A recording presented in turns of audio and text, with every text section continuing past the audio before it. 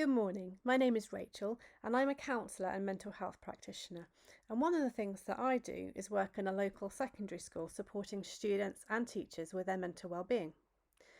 Now I wonder how many of us can relate to this picture at the moment. We are all living under unusual levels of stress right now, and whether that's because we don't know from one week to the next what might be happening, whether we are worried about schoolwork or exams, perhaps we're finding self-isolation difficult, or we're worried about the virus and the impact it might have on those we love. We've all been impacted by the events of this year. And humans aren't biologically designed to live under stress for a long time, and it can be really hard to manage. So if you are feeling unusually stressed or anxious at the moment, don't worry, it's completely normal. And there are things that can help. In fact, we can learn a lot about how the human brain responds in situations like this by looking at animals. Animals have remarkably similar brains to us in terms of how they respond to danger and threat, and generally they do so in one of three ways. So the first thing they do is fight. And the second thing they might do is to run. And the third thing they sometimes do is freeze or play dead, like this dog is doing here. And the one common theme throughout all these responses is that the brain releases chemicals in the form of hormones such as adrenaline and cortisol to help them to manage these physical feats. So adrenaline, for example, helps the animal to run faster, to fight harder. And an animal that plays dead experiences hormones that are designed to help them suppress the ability in the body to feel pain, and that makes it all floppy. All of these bodily reactions, though, are meant to be short-term responses to trauma or danger. And after the threat is over, the animal is able to shake it off and the brain returns to normal. So here, for example, is an impala. This is an impala that's recently escaped danger. And as you can see, it is shaking. And what this does is to help its body get rid of all the excess adrenaline and cortisol, which allows it to return to normal functioning now that the danger is over. It literally is able to shake off the danger, and we call this, in humans, we call this moving through the stress cycle. However, when we are in positions of stress long term, like most of us are right now, these hormones can make us feel very unwell, maybe a little bit like this unfortunate individual. And so we can end up experiencing anxiety, depression, low motivation, or just begin to feel overwhelmed.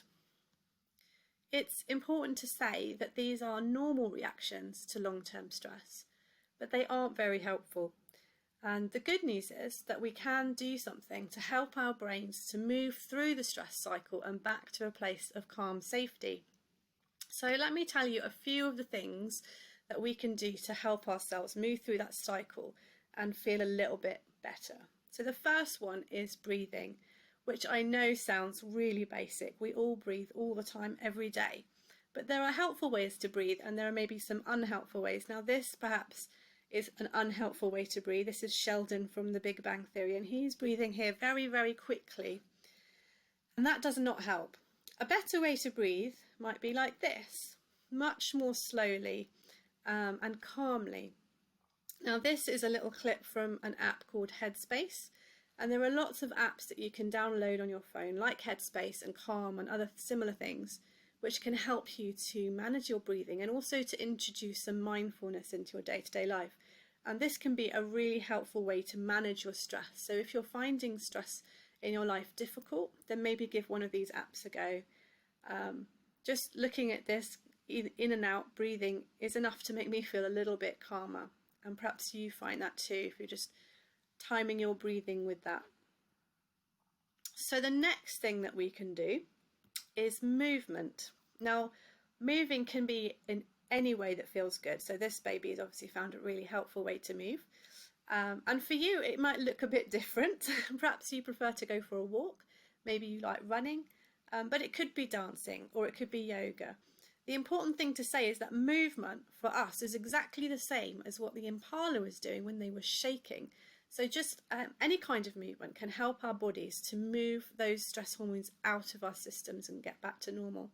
So maybe think a little bit about how you can incorporate a bit of movement into your day-to-day life, even if that's just running up and down the stairs or going for a little walk around the block.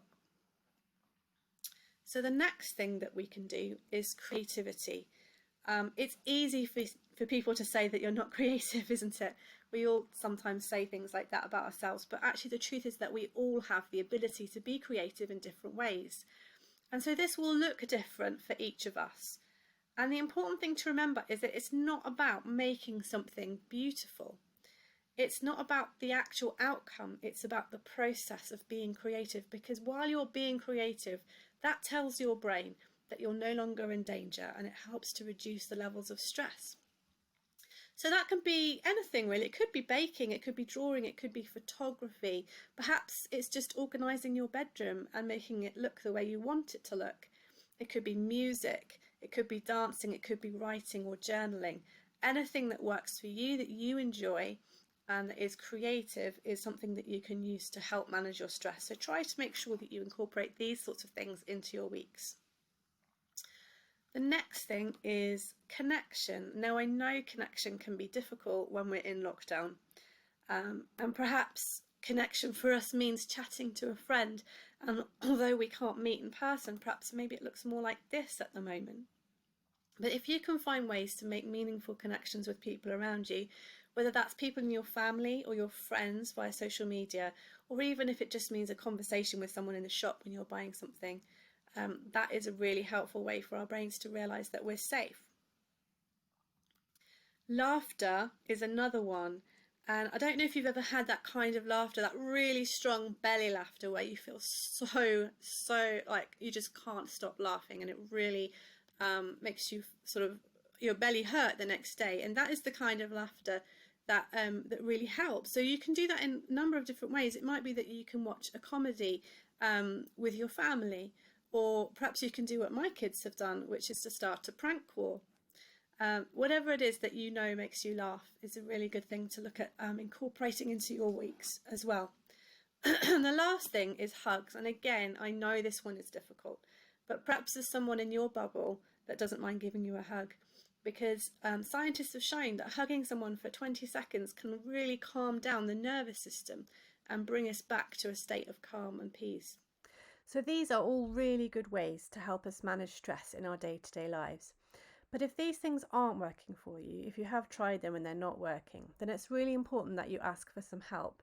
Now, you can talk to a trusted adult, someone that you know and that you trust, but these are some of the other places that you can go to find help if you need it. The Young Minds Crisis Messenger is a text messaging service that is available for you 24/7. You just need to text YM to 85258. Childline you can access via their phone line. The Samaritans is available 24/7 either via phone or email. The Mix is a counselling service open to under 25s, but there's also a free web chat service. You can contact them by phone.